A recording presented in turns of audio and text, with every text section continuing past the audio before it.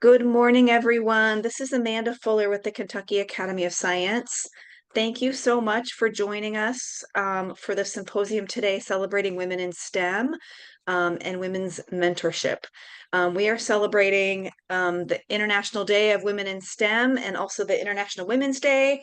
Um, and I apologize, you cannot see my face this morning. Something's wrong with my camera, but I'm in Louisville, Kentucky, and I'm the executive director of the Kentucky Academy of Science.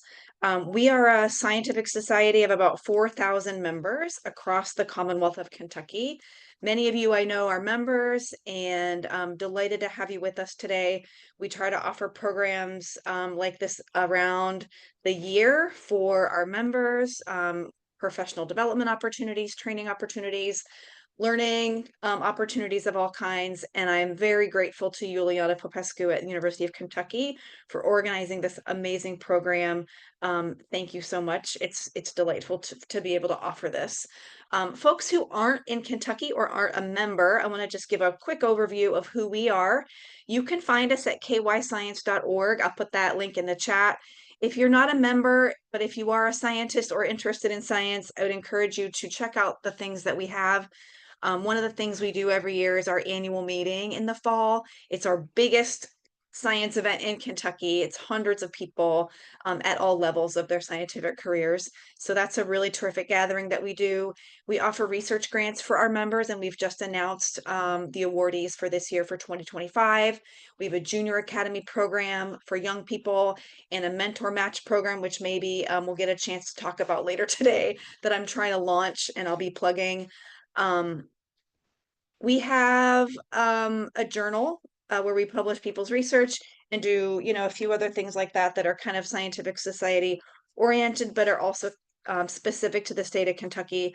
Right now, we are working hard on science policy, talking to legislators and making our members aware of legislation that's moving through the state legislature that's relevant to science and higher education. So we do quite a lot with our modest budget and 4,000 members who really give a hoot about science.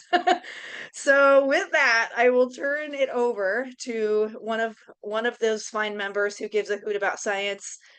Juliana Popescu organized this wonderful symposium for us today, and Juliana, I'll turn it over to you. Oh, thank you, Amanda. Just one question. Do you hear me very well or well? Yes, ma'am. Yeah, okay, good. Thank you very much for being with us. Thank you everyone for joining us. And first I'd like to thank to our speaker. I know it was difficult for you to stay with us today.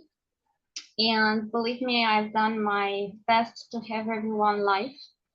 So in this afternoon, so you said you saw that we have two parts of the symposium. One part until the lunch break, 12:45. We'll try to stick with the schedule. The second part will be after the lunch break. We'll have also 4 presenters in each part of the symposium. Because it is an international symposium, we have I had the idea to have international participants, international speakers. So we have people invited from the US and also from several European countries. So thank you very much for joining us. So one thing, housekeeping things about the questions for our audience, we'll have the chat open for the questions.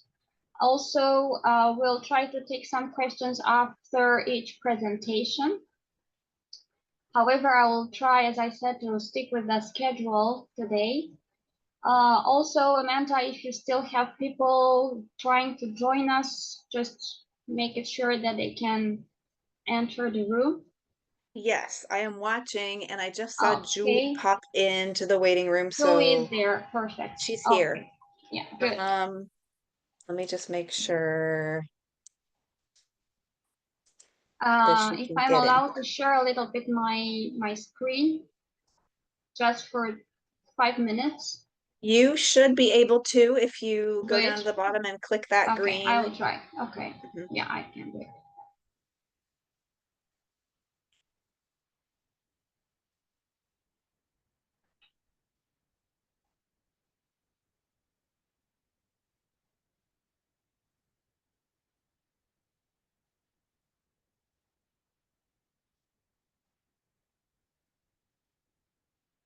Well, can you see something?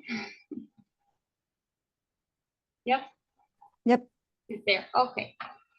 As I said, we celebrate today 2 international days. Actually, the International Day of Women and Girls in Science was celebrated on February 11. And tomorrow we'll celebrate International Women's Day on March 8th. I chose actually to put them together because this year, 2025, is a special year actually for both of these celebration days. First, because we have this 10th celebration of the International Day of Women and Girls in Science. This day has been declared as the International Day of Women and Girls in Science in 2015 by the United Nations, and is also the 10th anniversary, as I said, and has been already celebrated on February 11 in Paris, which is the headquarters of UNESCO. The other day is March 8, International Women's Day. It is a day that is celebrated in very, very large amount of countries all over the world. It's a day to celebrate women and to recognize women and their achievements in everything, in culture, in science, for peace. And it is a day that is officially recognized by the United Nations, was officially recognized by the United Nations in 1977. But this year, as I told you, is also important for this day because it marks the 30th anniversary of the Beijing Declaration. This declaration has been signed in Beijing in 1995 and is the first global document and most progressive and endorsed document on women and girls' rights. So if you want to know more about these 2 days and this declaration that we celebrate the 30th anniversary, I invite you to look on the website of UNESCO and United Nations website too. And saying that, I will just say 2 words about some key facts that I found important to say today about the importance of women and girls in science and their involvement in science and scientific discovery. We know very well that women and girls are still underrepresented in research and science in general.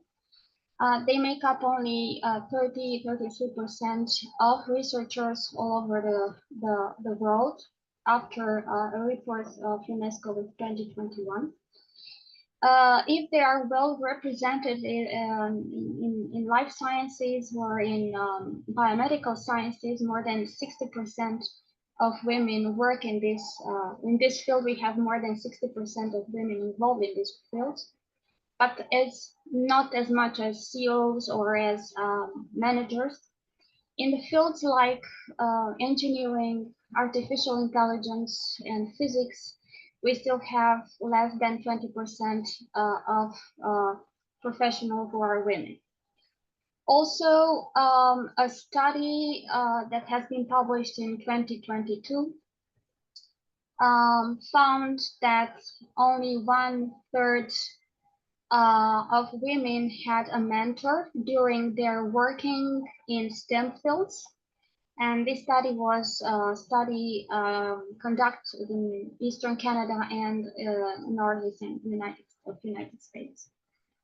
Also, another study conducted last year in 2024 found that if girls, young students and girls who are very interested in doing science, were very interested in continuing their higher education in STEM field, at the beginning, after in the early career, so they were fine, they were very, very interested in doing that, but in the end of their professional career development, in the end of their higher education, they didn't choose actually a career in STEM fields.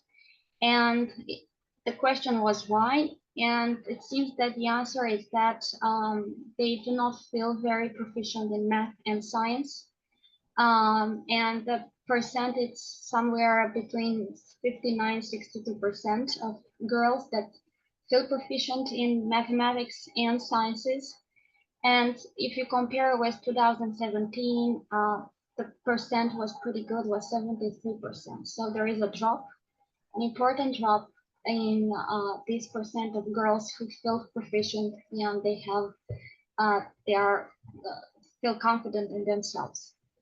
And finally, it is known that female and women in general, they have less funding, they have fewer promotions, or their promotions are slow in time. They are less recognized compared to their male counterparts. But I believe our speakers will tell us more about these statistics and these facts. So I will stop here and let Julie, if she's there. Yes. Julie? Yeah, I'm there. Thanks so much. So I will. I stop sharing. Yeah, it's okay. So I can jump on that. Two words about Julie. Julie, she's from France. Yes, I am. Welcome today. Merci bien d'être avec nous. Merci à toi. Julie is a research director in the National Center of Research in Science in France, which is a large public institution for research in science in France. And she's also a coordinator of a program, a PhD mentoring program for from women, which is called Femmes et Sciences, Women and Sciences. And she also is the head of the multimodal modeling of organ development team in the University of Toulouse. So, Julie, you have the floor. Thanks so much. So I'm very pleased to be there. So I will try to be not too long. So today the aim of my presentation is to talk about the mentoring tools and the mentoring programs that we develop in France, and to talk a bit about the Femmes et Sciences, Women and Science Association. So please do not hesitate to, it doesn't work, perhaps with the mice. Yes, okay. So do not hesitate to stop me or to ask any question within the chat if you want, so as you want. So first, so I will try to see the chat if I can, not sure. Okay, but I think it will be okay. Okay, so you see my screen, it's okay or? It's all good, yes. Okay, good. Thanks so much. So first, I just want to present you our association, which is a national association. So it's really to promote women scientists and to promote scientific and technical careers among girls and particularly young girls. So we are 500 members and 31 legal entities, like, for example, the French Ministry of Research or of Education. And we really want to promote and enhance the perception of science among women and the visibility of women in science.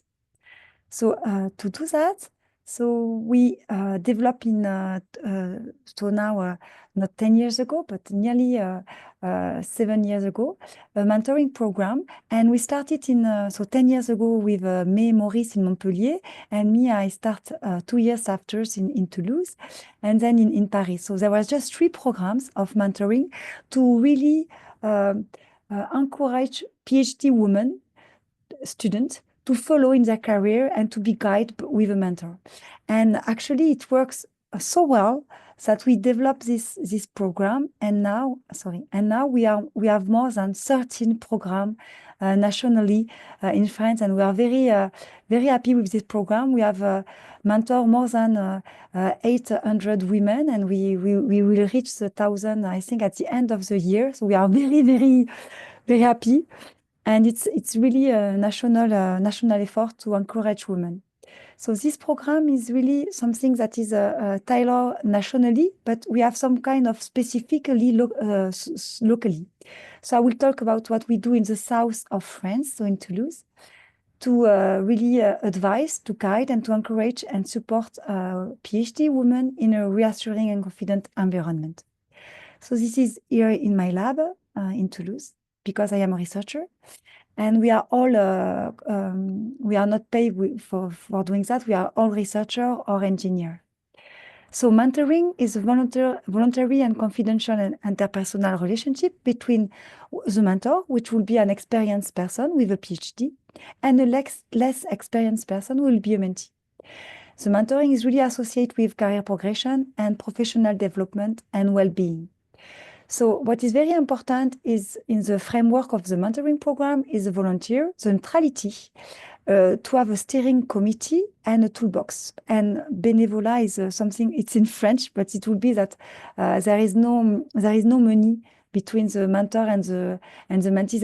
Everything is free of charge. Okay, so the mentoring structure and the tools. So this is what we do in nationally, and there is some specifically. So nationally, we all have that. So what is it?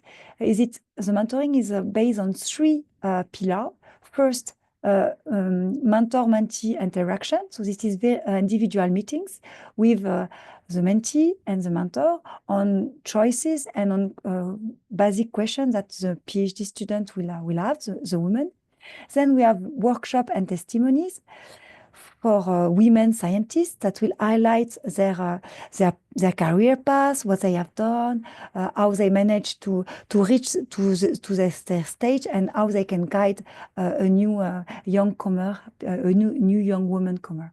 And we have as well mentoring circles to federate a group on this kind of action. So this is really three actions. And today I want to talk to you about the mentoring sessions that we do, and particularly the workshop. So you have these individual exchanges, the mentoring circle, and the testimonies. And we do a workshop that is early on in the program to match the mentor with the mentee. And this is very fundamental in the relationship, so that you have a fruitful relationship and that everything is going smoothly and works during the year. So, but first of all, are we talking about the same thing? What is a mentor? What is a mentee? And for every newcomer, and even for us here, we have not perhaps the same framework and the same answers or the same tools to define mentor and mentee. This is very important to define that. And for that, we do a workshop. So to launch the mentor-mentee individual relationship, we do a mentoring workshop to establish trust for the communication, to have exactly the same language, the same words that we put on mentor and on mentee. What are my rights? What are my duties? And to put representation into perspective, to listen to everybody in a group or in individual, to be able to understand each other and to communicate and establish a long-term relationship. So to do that, we have a very talented person, which is Julie Fancy. She's a research engineer in the CNRS, which is the National Center for Research. And she's as well a coach in collective intelligence. So we are using the intelligence, collective intelligence tools to build this mentor-mentee relationship. So what are the aims? So the aims of this workshop is really to work on this mentor-mentee relationship, to share a common frame of reference, to be able to create a cohesion between the members and between the promotion of the year, because we change each year. We have 30 pairs, so 60 persons in total. So we use a collective intelligence, and we have theoretical contributions, and we work in individual, in pair, so mentor-mentee, and as well in a group. So the mentor work together, the mentee work together, and there is as well a mixed population that work together. We have one facilitator, which is Julie Fancy, and we do that on one day. So we have one full day from 9 to 5, and the whole day we are all together working on this relationship. This is the rules. It's very important to explicit the rules at the beginning. We work in circle. well, you sometimes you don't speak, you speak when it is your turn, and if you speak, you don't listen to the other people. So you have to limit your time of speak. Otherwise, some people will not be able to speak. We are 60, so it's a lot of people. If someone is talking 1 minute, we have 1 hour, so we need to make adjustments. Then the power of silence. Everyone should be able to work in a trustful environment, and we need to concentrate. There is no moral judgments. Everything is safe and is confidential. We speak with intention. This is I use I and not we or other. I speak in my name. We use keywords. We have Julie as a facilitator, Julie Fancy, and we trust each other. So here so the session is divided in the morning and in the afternoon session. We have in the morning an inclusion, then a first workshop to identify the needs. We work on the frame of reference, what is a mentor, what is a mentee, and putting representation into perspective to have a collective representation on what is a mentor and what is a mentee.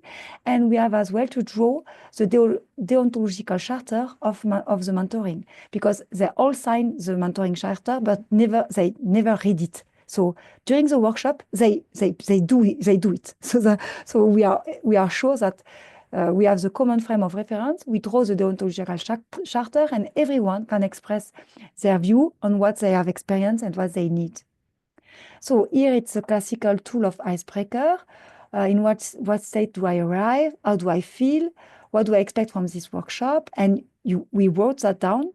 And at the end of the day, everyone could take back what they wrote and see if the whole day came to their expectation or not. So if everything is right or not. And then what qualities do I recognize in myself that will help? Because sometimes people don't have a lot of self-confidence, and then they don't trust their skills. So here it's very important that they highlight everyone as a skill. And during this whole day, we unphase that. So we have individual, what we do is first we think individually, then we exchange in binom, then in groups, and everyone share each other. So this is some kind of these theoretical tools that we are using. So then we are as well using the holomorphic daisy, which is very interesting to work. If you work at 30 people, you can really do that very easily. And 30 people everyone express what they need, what they think, and they can hear what other people think, and they can understand to create a representation of mentoring.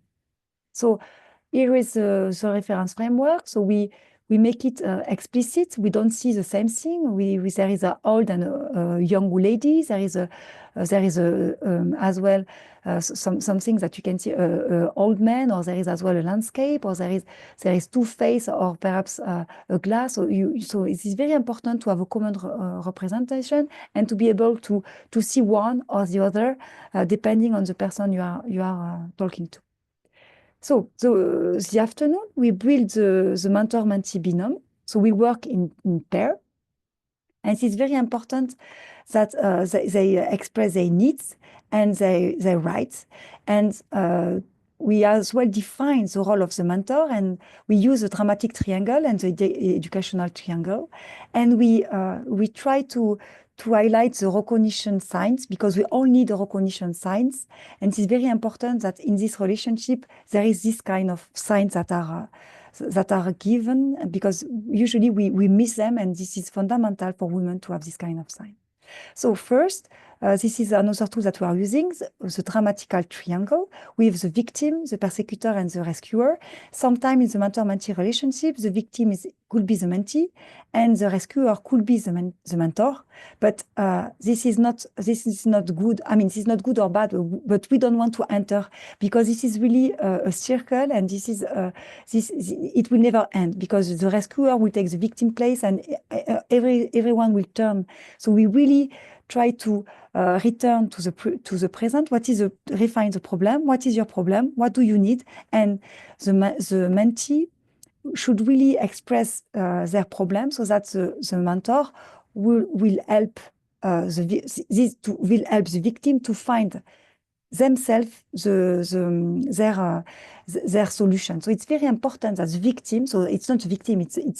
So this is to give protection and permission so that the mentee has a lot of power. So this is the educational triangle. So it's very important that we use this kind of tools and instead of this dramatical triangle. So I can give you this presentation at the end of the talk, of course. So this concept is very important, and it's very important that you have power, so permission and protection, so that you can rescue yourself. You don't need anybody to be rescued. So this is very, and then there is some kind of other stuff when there is harassment, or so this is specific situation. We are talking about these situations as well. But here I'm talking about sometimes we don't feel confident to present in front of a large audience, or to talk in English, or because in French it's very difficult sometimes to talk in English. So it's very important that we give protection. Okay, I allow you protection and permission. Protection, I will help you, and permission, you can do it. And then recognition signs. So this sign of recognition, this is a vital need, and position sign of recognition encourage greater openness and exchange. And I think this is very, very important to recognize that. So I'm very happy here to present these tools and to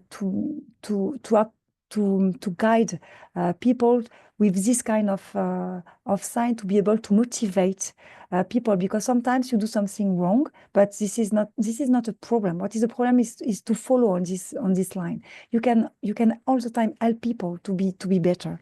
So it's okay. You learn. So as a conclusion, so this is really an inclusive workshop that tries to give meaning. So we are doing what is a mentor-mentee relationship. It's not an abstractive. It is very to implicit situation. We want to put it in an explicit way. So, and everyone is having different thoughts. So it's very important that they talk about it and they say what they need, so that we can help them. Otherwise, if you don't say that there is a problem, there is no problem. And if there is no problem, there is no solution. If there is a problem, talk about it and we can find a solution. You will find the solution. So it creates a shared cultures. It involves participants to facilitate communication. It can prevent and manage conflict. This is very important that people are the liberty and the freedom to speak. And this is a strength of team cohesion and encourage as well creativity, because there is a lot of people that talk and usually we have the same fear, and talking about this fear, you too, you. So it's very important that we do that together.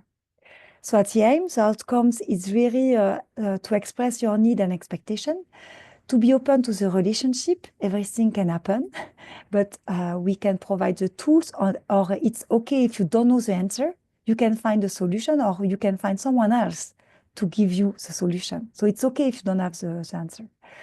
Getting involved, I think this is the most important part, be involved in the relationship. And be able to ask questions without any fear. There is no bad question, there is not good question. A question is all the time a question. And this makes you advance, so it's very important. And then I will thank you. So I don't know if I was on time, I hope so. Perhaps I was too fast, but usually I speak fast. So thanks a lot. I don't know if I see you. Yes, you're in time, Julie, no problem. Okay. Don't worry. So at the end, I have put some reference, because I know that people like papers. So there is some kind of papers, and what we are trying to do now as a papers is to publish with a mentor, an experienced woman. I don't like to say old, so because I am old. So an experienced woman will publish with a young woman, so a PhD student, on two historical figures on their field, so two pioneer scientists, but two female. So there will be 4 females that will be that their work will be highlighted with this paper. So it's very short paper, so a 4-page paper. And for us, it's very important, because usually in science, in history, you just talk about men. So this is a lot of men figures in introduction. And we want to change that. And we want that in biology, I am a biologist, but in physics, in chemistry, in mathematics, in astrophysics, people do that so that we have a lot of historical women figures that you can put in an introduction to really highlight that when there is a man, there is a woman. Okay, thanks for your attention. Thank you. Thank you very much. We still have time for questions. Let's see. I appreciate it because I would like to say something. I appreciated a lot that dramatic and educational triangle.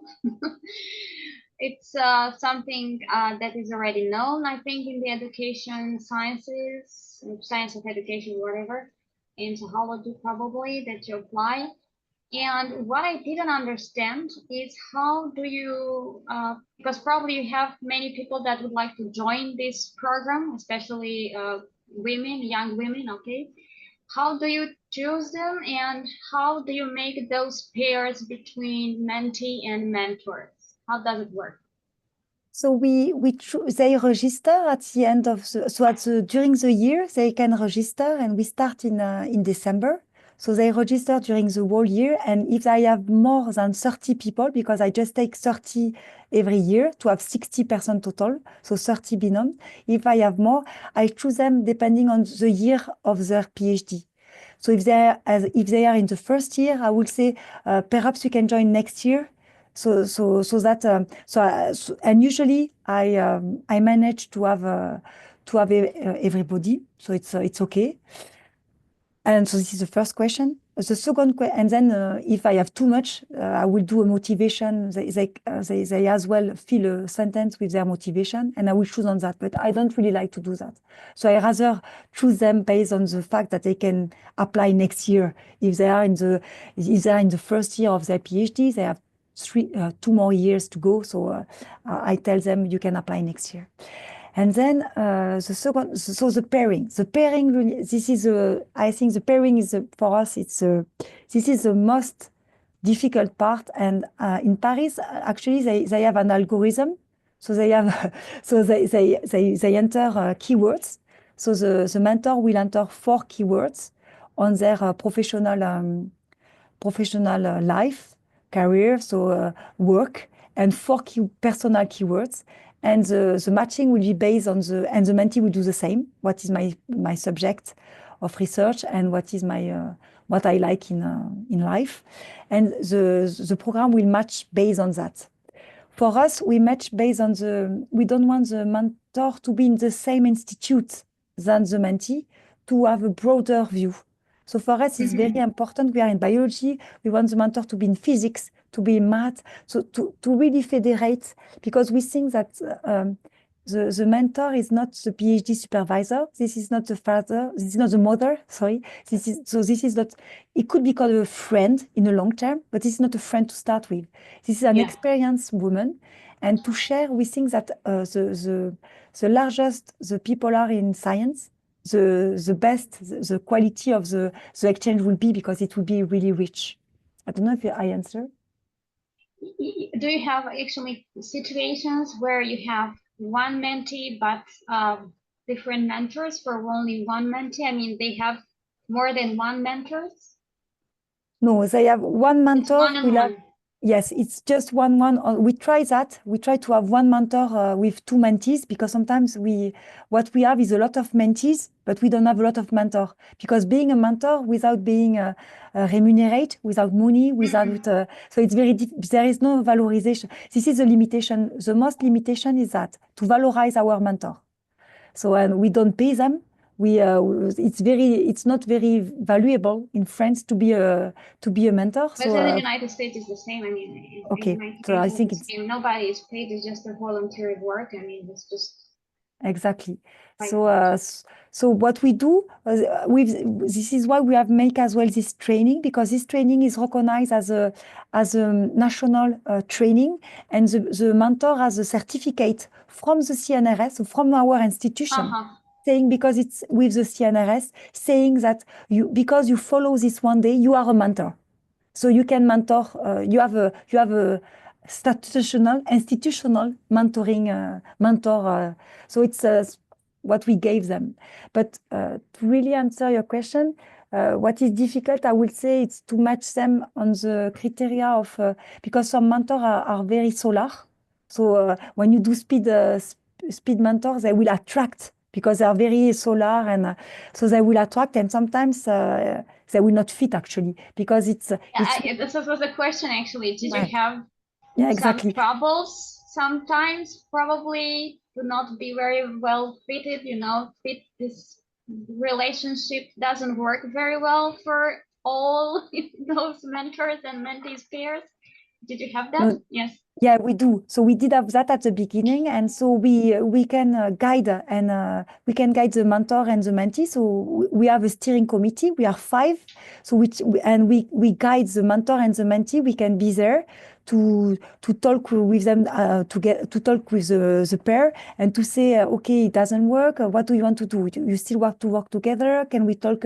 So we test the relationship. Sometimes we have to find another Can mentor. You change it? I mean, you change the mentor, you change the mentee, or you can do No, that. I mean, sometimes we change the mentor. The mentor sometimes it's more the mentor, and the mentee. We have really to talk with the mentee to really focus on what they need, because sometimes they don't really need a mentor. They just need to be reassured, or they don't need a mentor actually. So that's why the workshop is very important.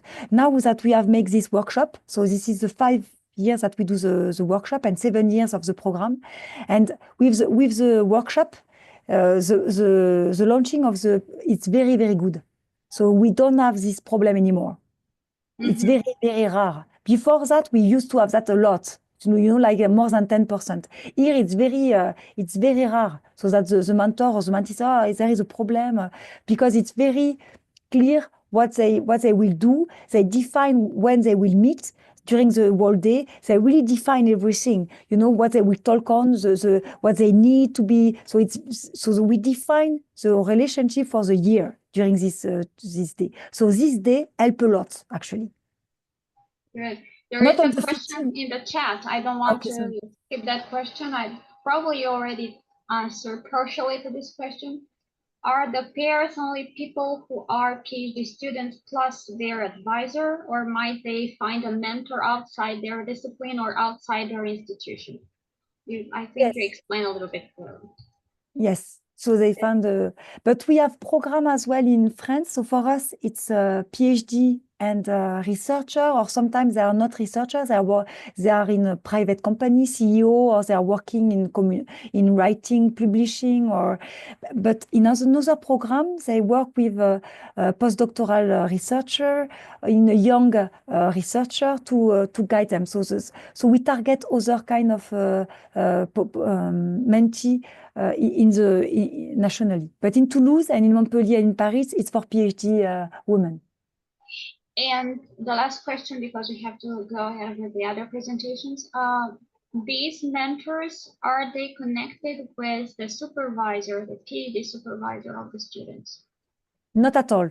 Not at all. For us, it's something completely different. It's not at all linked with the PhD of the mentee, and it's something completely different. But it's validated with a credit of the doctoral school as a social, as a communication and well-being credits.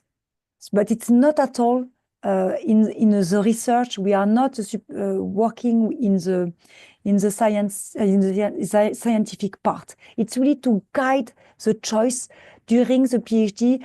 Do I have to go to this? It is important for me to do a training to speak. So it's really to guide and in the choice, the career choice.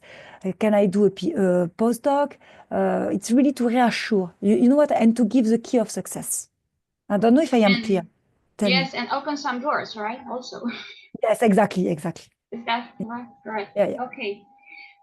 Julie will have to stop because we have Diane going to present. Thank you very much again. Very interesting. Thank you so much. We'll be in touch for other conferences, maybe. Yes. Diane. Thank you so much. Juliana, I'm going to stop it and restart. So if you'll just do a quick introduction for Diane after I restart.